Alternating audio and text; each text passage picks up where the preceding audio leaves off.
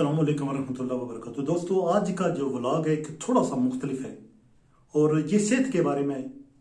और अगर आपको या आपके किसी भी घर वाले को अगर शुगर की बीमारी है, डायबिटीज़ है, तो प्लीज़ इस वीडियो को वॉच करते रहिए और स्किप ना कीजिएगा। बहुत ही अच्छी सी इंफॉर्मेशन जो मैं यहाँ देने जा रहा हूँ, जो शायद आपके लिए सूदमंद हूँ और शायद ना भी हूँ। और अगर आपके लिए, आपको शुगर नहीं है, आपके किसी फैमिली को शुगर नहीं है और आप वीडियो देख रहे हैं, तो यकीनन आप ये पास ऑन करेंगे। जो भी इंफॉर्मेशन मालूमात मैं दे रहा हूँ वो ये पास ऑन करेंगे अपने दोस्तों को या उनकी फैमिलीज को जिनको अगर शुगर है, वो स्ट्रगल कर रहे हैं इसको मैनेज करने की, कंट्रोल करने की। क्योंकि बेशुमार जो लोग ऐसे होते हैं जो दवाएं भी लेते रहते हैं और वो उनको शुगर कंट्रोल नहीं होती। टाइप 2 डायबिटीज़ के बारे में मैं बात करने जा रहा हूँ। ये जो बेशुमार लोग, असल मैंने वीडियो को बनाने का जो मकसद था कि बेशुमार लोग जो है वो मुझसे पूछते रहते हैं कि मैं डायबिटिक हूँ, तो बेशुमार लोग मुझसे पूछते रहते हैं कि आपने शुगर जो कैसे कंट्रोल की। चूंकि मैंने जो है ना कभी दवाई नहीं खाई। जब मुझे शुगर हुई थी तकरीबन 15 साल पहले की बात है, तो मैंने 3 महीने के लिए मेटफॉर्मिन लेकर खाई थी और कुछ दिन के लिए कोलेस्ट्रोल की गोलियां मैं खाई थी। लेकिन वो कोलेस्ट्रोल की गोली में बंद कर दी मैंने, तो मैं नहीं खा रहा। लेकिन जो मेटफॉर्मिन की गोली है वो मैंने 3 महीने के बाद बंद कर दी, क्योंकि मैंने डाइट अच्छे तरीके से की और कुछ ऐसी चीज़ें इस्तेमाल की जिसकी वजह से मेरी जो डायबिटीज़ है कंट्रोल हो गई। और डॉक्टर ने ये सजेस्ट किया कि मुझे दवाएं वगैरह छोड़ देनी चाहिए। और जो चीज़ें मैं यहाँ जिक्र करने चाह रहा हूँ, आपको डाइट के साथ जो, अगर आपको जैसे ही पता चलता है, और ये हो सकता है कि आप ओवरवेट हो और ये भी हो सकता है कि आप दुबले पतले हो। शुगर किसी बंदे की भी हो जाती है, ये जरूरी नहीं है कि आप मोटे होते शुगर होती है। दुबले पतले को भी शुगर हो जाती है और मोटे को भी हो जाती है। अगर बंदा दुबला पतला है तो फिर उसको डाइट ही सिर्फ चेंज करनी पड़ेगी। लेकिन अगर बंदा मोटा है तो उसको साथ अपना वजन भी लूज करना पड़ेगा।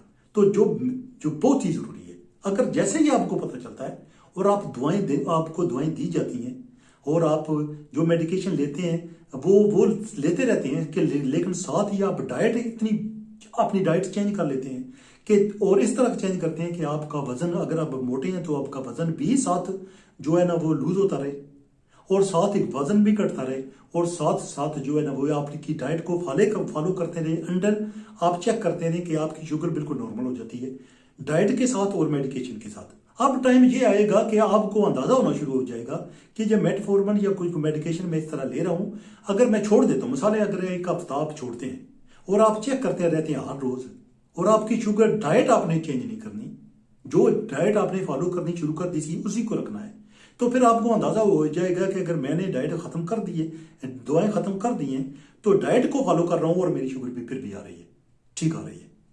तो आप 1 हफ्ता इंतजार करते हैं, 2 हफ्ते करते हैं, 3 हफ्ते करते हैं, महीना करते हैं।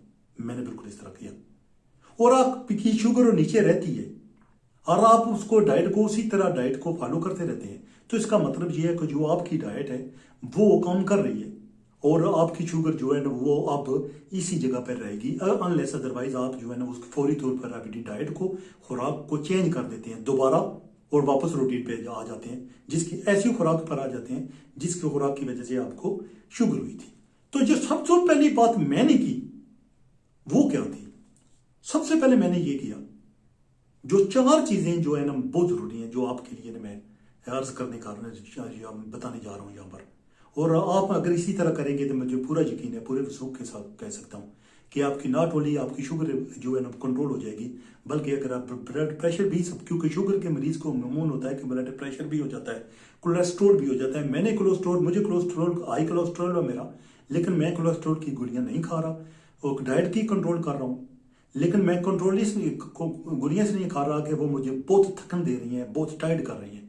और मैंने फिर ये डॉक्टर से कह दिया था कि मैंने इस्तेमाल नहीं करूंगा। उसने मुझे कहा कि नहीं, शुगर के बंदे को इस्तेमाल करनी चाहिए। लेकिन मैं इतना टायर्ड होने लगा था कि मेरे लिए बहुत मुश्किल हो जा रहा था कि मैं काम से आ रहा हूँ, घर पे आया हूँ, लेट गया हूँ और उठा नहीं जा रहा हूँ इससे। तो मैंने जब से वो कोलेस्ट्रोल की दवाइयां बंद कर दी हैं, सिम्वास्टैटिन में ले रहा था, तो वो टायर्डनेस जो वो चली गई है, बिल्कुल नॉर्मल सी मैं जिंदगी गुजारने लगा हूं। अब बात कर रहा था मैं कि आपने जो चीजें मैंने इस्तेमाल की वो क्या थी। वो 4 चीजों से मैंने ये जो है ना, एक तो मल्टीविटामिन मैंने खाने शुरू किए और उसके साथ एक मैग्नीशियम, जिसको पाकिस्तान में मैग्नीशियम भी कह सकते हैं, वो मैग्नीशियम की गोलियां खानी शुरू कर दी। आम मिल जाती हैं, पाकिस्तान में भी मिल जाती हैं वो। तो साथ एक मल्टीविटामिन मैंने लेने शुरू कर दिए। ये एक साइड पे जो एक्चुअल चीजें मैंने लेनी शुरू करी, उनमें तो जो पहली चीज है वो थी मैंने दारचीनी का पाउडर। ये याद रखने की बात है कि दारचीनी जो है दो किस्म की होती है। एक ऐसी होती है कि जो लॉन्ग अरसे बाद खाई जा सकती है, एक नहीं है जो नहीं खाई जा सकती। तो आपने याद रखना है कि जो लॉन्ग अरसे तक खाई जा सकती है, ली जा सकती है, वो आपने वो लेनी है। और उसके साथ मैंने एप्पल साइडर विनेगर पीना शुरू किया, 1 टेबल स्पून हर रोज। तो मैं 1 टेबल स्पून दारचीनी का पाउडर लेता था सुबह के वक्त चाय में। ठीक है जी, पहले चाय का कप जो है सुबह का, वो मैं नॉर्मल लेता था शुगर के बगैर। और साथ सेकंड कुछ कप है तकरीबन घंटे 2 घंटे के बाद में लिया करता था। उसमें मैं 1 टेबल स्पून पाउडर की डालता था, मिक्स किया और चाय पी ली। वो आप किसी तरीके से भी पी सकते हैं, कोई जरूरी नहीं आप गर्म पानी में डालें, उस तरह भी पी सकते हैं। लेकिन चाय में शुगर नहीं डालनी, चीनी नहीं डालनी। दूसरा था यह कि दोपहर का खाना जब मैंने खाना है तो मैंने एप्पल साइडर जो है उसकी 1 चम्मच पानी में डालकर स्ट्रो के लिए, यह बहुत जरूरी है कि आपने स्ट्रो के लिए पीना उसको ऐसे नहीं पीना, क्योंकि आपके टीथ का रोइन होने शुरू हो जाता है, टीथ को टूटने शुरू हो जाते हैं उसके साथ, क्योंकि बहुत सारे एसिड है उसमें। तो ये तो 2 चीजें हो गई। सुबह नाश्ता मैंने किया है, किसी किस्म का नाश्ता किया है। और मैं करता हूं कि लाइट नाश्ता किया जिसमें कुछ स्वीट चीज शामिल नहीं है। एग ले लिया, ब्रेड ले ली, टोस्ट ले लिया, चाय का कप, फीका चाय का कप लिया। ठीक है जी। फिर सेकंड कप जो मैंने लिया वो उसमें दारचीनी डाली, दारचीनी का पाउडर। और उसके बाद दोपहर का जब खाना खाया मैंने तो उसमें एप्पल साइडर जो है पानी में डाला और उस खाने के साथ मैंने वो पानी पी लिया, वो स्ट्रो के साथ। आप ये भी कर सकते हैं कि अगर आपको खाना कोई इस तरह का खा रहे हैं तो आप 1 टेबल स्पून उसमें शामिल कर दीजिए और वो खा लीजिए। मैं ऐसे भी किया, यानी कि पीने के अलावा आप उसमें भी डाल सकते हैं खाने में। तो उसमें डाले और आपने यूं किया कि आपने उसको खा लिया पीने के बजाय। तो आप दोनों तरह कर सकते हैं, या तो खुद पी लें उसको पानी में डालकर या खाने में डालें। अब दूसरी दो चीजें उसमें, एक थे बादाम और थे एक अखरोट। तो मैंने यूं किया कि तकरीबन दोपहर के खाने के बाद आवर से 3-4 बजे के वक्त के मैंने तकरीबन 4-5 बादाम और 4-5 अखरोट खाकर ऊपर से पानी गिलास का पी लिया, एक गिलास पानी का। ये मैं किया करता था। तो सुबह मैंने दालचीनी ली, उसके बाद मैंने जो है एप्पल साइडर लिया, उसके बाद खाना खा चुके घंटा 2 घंटे बाद मैंने 4-5 बादाम लिए, 4-5 जो अखरोट लिए, वो खाकर ऊपर से पानी पी लिया।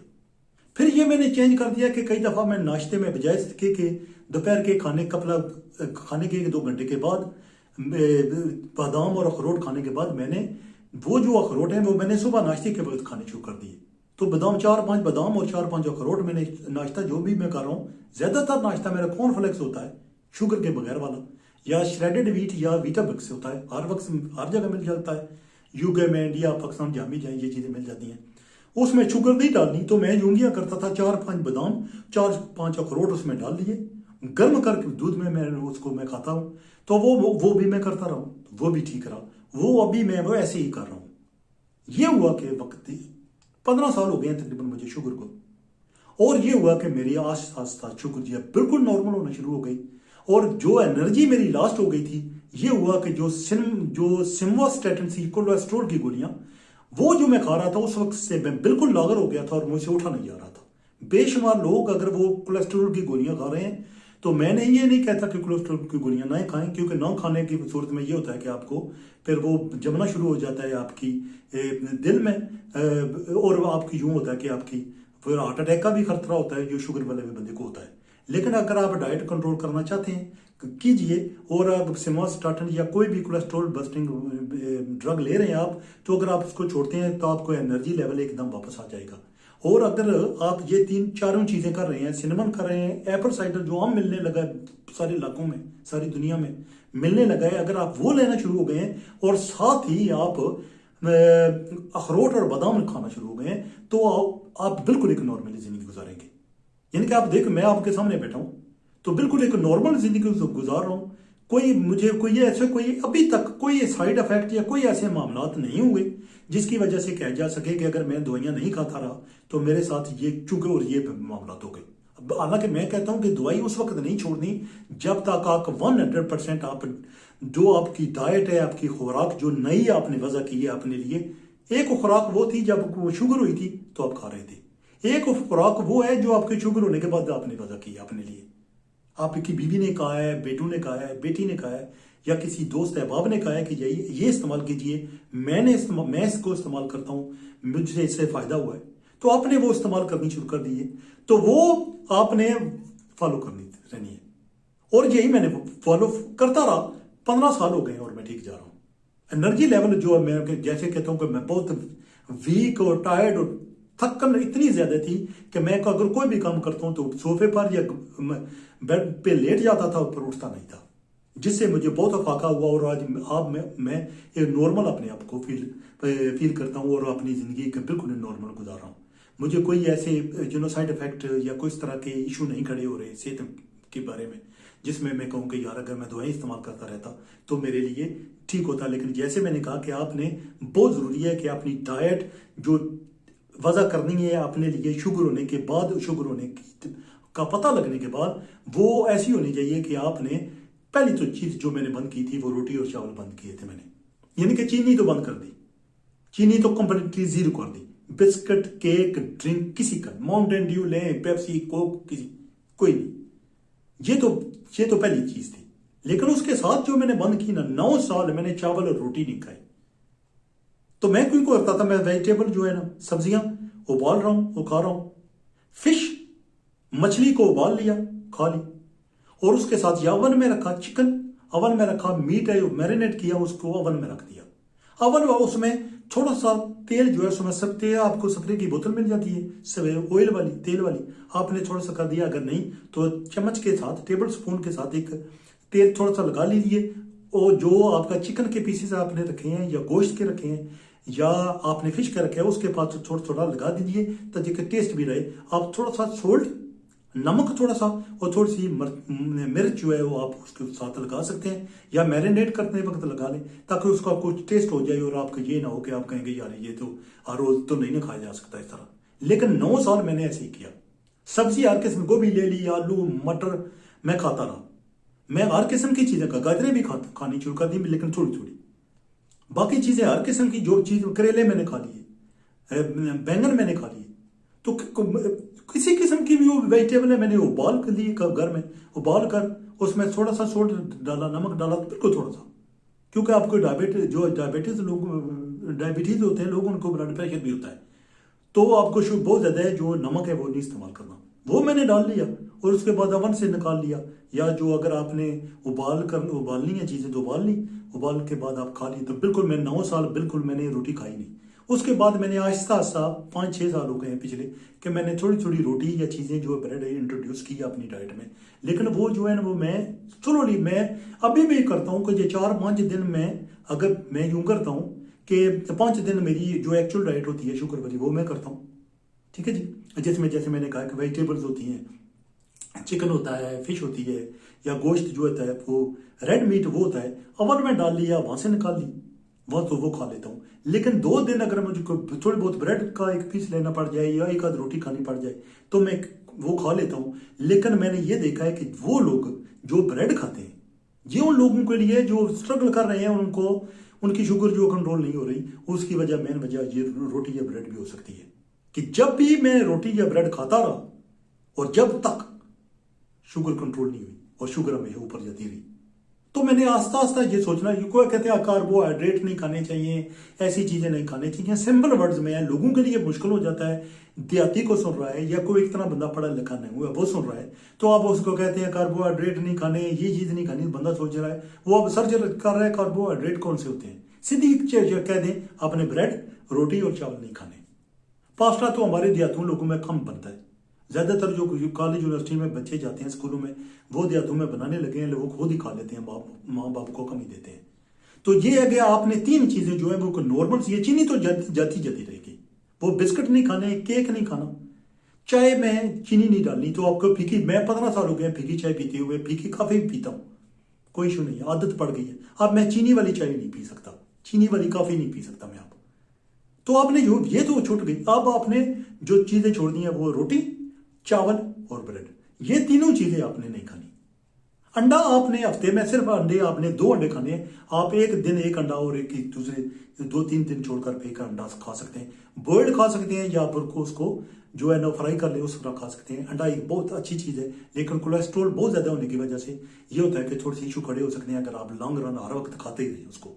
लेकिन ये चीजें खा सकते हैं, जैसे आपने वेजिटेबल बॉइल की, फ्राई अंडा कर लिया और थोड़ा सा एक अंडा साथ रख लिया। ट्राई करें कि हफ्ते में 2 एग से ज्यादा ना खाएं, बहुत जरूरी है कि 2 तक ही रखें। एनर्जी भी आपकी रहेगी, विटामिन भी आपको मिलते रहेंगे इसके साथ। और ये है कि एक्स्ट्रा अगर विटामिन, मल्टी विटामिन अगर एक्स्ट्रा आप लेना चाहते हैं तो वो लाजमी ले लीजिए। मैग्नीशियम मैंने कहा है वो ले सकते हैं आप। और इसके साथ साथ सर्दियां आती हैं आप तो कॉल्ड लिवर ऑयल या फिश ऑयल के जो सप्लीमेंट मिलते हैं, गोलियां मिलते हैं, वो भी आप सर्दियों में रख सकते हैं। पाकिस्तान इंडिया में गर्मी बहुत ज्यादा होती है, तो मेरा ख्याल नहीं कि किसी भी इंसान के लिए वो है आसान हो के वो गर्मियों में फिश ऑयल खाना शुरू कर दिया, कॉल्ड लिवर ऑयल के जिस्म जो तपने लगता है, हीट अप हो जाता है बहुत ज्यादा, और कई दफा वो हेडेक भी देता है, सर दर्द, और आपको नींद भी नहीं आती। तो ये चीजें बहुत जरूरी है कि अगर आप करना चाहते हैं तो आपने ये जो डाइट आपको करनी है उसमें डंडी नहीं मारनी। यानी कि कुछ अर्सा मिसाल है कि अगर आपको आज आपने मेरी वीडियो देखी और आपने इस डाइट को फॉलो करना शुरू किया और जैसे चीजें मैंने बताई उनको फॉलो करना शुरू किया, तो बहुत जरूरी है कि 5 से 6 साल आपने इसमें डंडी नहीं मारनी। आपने अपने सिस्टम को ठीक होने देना है। जब का आपका सिस्टम ठीक हो तो आस्ता आस्ता आपने सारी चीजें इंट्रोड्यूस करनी है। जैसे चाहते हैं कि आप रोटी खाएं, रोटी के बंदा पाकिस्तान में ये एक और है कि यार रोटी के बगैर बंदा कैसे जिंदा रह सकता है। यार 9 साल मैं रोटी खाई, एक करा नहीं, एक नवाला भी मैंने नहीं लिया। 9 साल मैंने एक नवाला भी नहीं लिया, एक ब्रेड का पीस नहीं लिया, सिर्फ वेजिटेबल खाता रहा, फिश खाता रहा, फिश फिंगर खाता रहा, और चिकन या गोश्त जो है मैरिनेट करके अवन में डाल के खाता रहा, उसके साथ रोटी नहीं, उसको ऐसे ही खा लिया और कोई ऐसी बात नहीं, कुछ नहीं हुआ मुझे। तो ये जब आपको सोचते हैं ना यार मैं आपको कह रहा हूं कि आपने रोटी नहीं खानी, तो आप बंदा कोई बंदा सोचे यार रोटी भी नहीं खानी, ब्रेड भी नहीं खानी, चावल नहीं खाऊं तो मैं खाऊंगा क्या? तो खाऊंगे यही, खाएंगे आप यही जो मैं बता रहा हूं आपको कि वेजिटेबल आप खाएंगे, किसी किस्म की वेजिटेबल काट लीजिए, फ्रेश काट लीजिए, घर में उगा सकते हैं आप वेजिटेबल। अगर आपको शुगर हो गई है और आपके साथ घर के साथ थोड़ी बहुत जमीन है तो आप पालक खा सकते हैं, बहुत ही आयन के लिए बहुत अच्छा है, वो सेहत के लिए बहुत अच्छा है। गंदले वगैरह जो मौसम में आ जाती हैं, सरसों की गंदले वो खा सकते हैं, शुगर के लिए बहुत ही अच्छी है। हर किस्म की सब्जी अच्छी है। अगर जैसे गाजरें शुगर में खा सकते हैं, अगर थोड़ी सी खा लें, मूली खा सकते हैं, शलजम खा सकते हैं, ऐसी चीज तो हर चीज आप खा सकते हैं, वो उगा लें, धोकर अच्छी सी जनाब उनको काटा, देगचे में बॉईल कर सकते हैं, मशीनें मिल जाती हैं, वो पानी डाला उसको फिल कर दिया, आप बॉईल कर सकते हैं घंटे 20-25 मिनट में, हाफ एन आवर में वो बॉईल हो जाएंगी। उसके बाद आप यूं कर सकते हैं, थोड़ा सा नमक डालिए, थोड़ी सी मिर्च डालिए थोड़ी सी, और जब हसबे जरूरत हसबे जाएगा और आपको खाइए, आपको आस्ता आस्ता अंदाजा करना शुरू हो जाएगा कि यार ये तो बड़ी मजे वाली चीज है। मैं तो क्या सोच रहा था कि रोटी के, मैं भी यही शुरू करता था कि रोटी के बगैर तो बंदा जिंदा नहीं रह सकता, लेकिन जब मैंने चावल बंद किए, रोटी बंद की, ब्रेड का बिल्कुल लिए ही नहीं कभी, रोटी का एक नवाला भी मैंने 9 साल नहीं लिया, और उसके बाद अब भी मैं इंट्रोड्यूस की है जो diet back to my normal life, तो मैंने आहिस्ता आहिस्ता की है। ये नहीं है कि मैं 5-4 रोटियां खा जाऊं, मैं एक आध रोटी खा लेता हूं अगर मुझे जरूरत पड़े, और मैं कोशिश करता हूं कि हफ्ते में सिर्फ 2 दफा रोटी खाऊं, सिर्फ 2 दफा, और मैं एक टाइम पे एक ही रोटी, मसाले में एक दिन में एक ही रोटी खाऊंगा, बाकी मैं वही डाइट जो है ना मेरी फॉलो रहेगी। और शुक्र अल्लाह ताला की ज़ात का कि मैं आपके सामने बैठा हूँ, और मैं बिल्कुल, मैंने कहा कि मैं जो अभी तक किसी किस्म की ऐसी कोई साइड इफेक्ट नहीं हुए या ऐसे कोई इशू खड़े नहीं हुए जिसके बाद मैं कह सकता था कि नहीं, या कोई मुझे कहता कि यार दवाई जारी रखनी थी इसके साथ, क्योंकि ये दवाई छोड़ देनी चाहिए, जिसके मैं खुद खिलाफ हूँ। आप अगर आप डाइट नहीं कर सकते, कोई जरूरी नहीं कि आप स्ट्रिक्ट डाइट फॉलो कर सको, सख्त जो डाइट है फॉलो कर सको, या ऐसी खुराक खा सको जिससे हर कोई बंदा वेजिटेबल नहीं खा सकता, हर बंदा जो है चिकन खाली नहीं खा सकता, हर बंदा साथ ही फिश नहीं खा सकता कि यार मैं बैठा हूँ खाली फिश खा रहा हूँ, लेकिन मैंने खाई है। तो मैं अभी आपको कह रहा हूं कि ये इतना मुश्किल नहीं, जितना नजर आता है ना इतना मुश्किल नहीं है। अगर आप इसको चेक करेंगे आपकी सेहत ठीक होगी। अगर आप फैमिली में आपको किसी को इशू है, उनको साइड इफेक्ट कम होंगे, उनकी प्रीमेच्योर, पहली बात है कि प्रीमेच्योर डेथ नहीं होगी, क्योंकि जो शुगर वाले बीमार बंदे हैं उनके ज़्यादातर वो नॉर्मल ज़िंदगी कभी भी नहीं जीते, वो नॉर्मल लाइफ उनकी कभी भी नहीं होती। हमेशा वो 5, 10, 15 साल पहले फौत हो जाते हैं, बजाय उसके साथी जो जिनको शुगर नहीं थी। तकाबल अगर उनका करेंगे, एक नॉर्मल बंदा है और एक जो शुगर वाला है, तो शुगर वाला हमेशा 10, 15 साल पहले फौत हो जाएगा, सिर्फ इसलिए कि उसने खुराक इस टाइम पे नहीं खाई, खुराक को फॉलो नहीं किया और उसके साथ अच्छे तरीके से नहीं खाई और डाइट जो प्लान था उस पे अमल नहीं किया, और उसके साथ जो दवाई जो है ना उस वक्त बंद कर दी जब आपकी शुगर कंट्रोल नहीं हो रही थी, और साथ आपने शुगर दवाई बंद कर दी, या दवाई बंद नहीं की लेकिन उसको अच्छे तरीके से खा नहीं रहे, उसको वक्त पर नहीं खा रहे। यानी कि ये बहुत जरूरी, जैसे मैंने कहा है कि दवाई आपने कभी भी बंद नहीं करनी जब तक आप 100% श्योर है कि मैं जो अपने जो डाइट मैंने अपने लिए वजह की है वो डाइट पे मैं कारामंद नहीं रह सकूंगा। अगर आप रह सकते हैं और आप इसको महीना, 2 महीने, 4 महीने उसको फॉलो करते हैं और आप सोचते हैं कि हाँ बिल्कुल तैयार हूं मैं, अब मैं ये डॉक्टर के से मशवरा करता हूं और चेक करके उसको बताता हूं कि लोग मेरी जो डाइट है वो उस पर मैं कारामंद हूँ, इसकी वजह से मेरी शुगर जो है पक्की जो है ना नीचे आ गई है, तो मुझे गोलियां छोड़ देनी चाहिए। तो फिर भी जब छोड़ेंगे तो आपने चेक करते रहना है, और चेक करते करते अगर खुदा ना करे कि आपकी डाइट चेंज होती है या किसी वजह से शुगर ऊपर शुरू हो जाती है, तो आपने दोबारा खाने शुरू कर दी है, दवाएं दोबारा खानी है, और फिर खाते खाते फिर आपने वही करना है कि डाइट स्ट्रिक्ट करनी है, और उसके बाद फिर कुछ अरसे बाद जब आप देखें कि आपकी शुगर जो है मेंटेन रहने लगी है, ऊपर नीचे नहीं हो रही, बहुत ज्यादा उसको फर्क नहीं पड़ रहा, तो आपने दवाई दे फिर बंद करके फिर देखना है कि वो मेंटेन रहती है कि नहीं।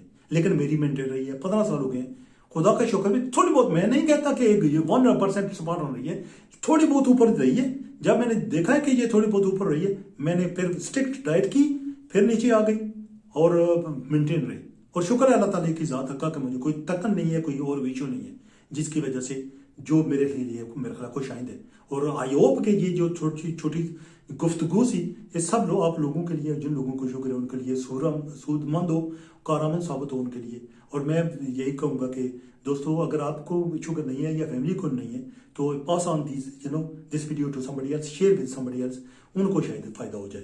तो आप अपना और अपने कुंबे का ख्याल रखिए, अपने खानदान की सेहत का ख्याल रखिए, ये बहुत जरूरी है। Thank you very much for watching.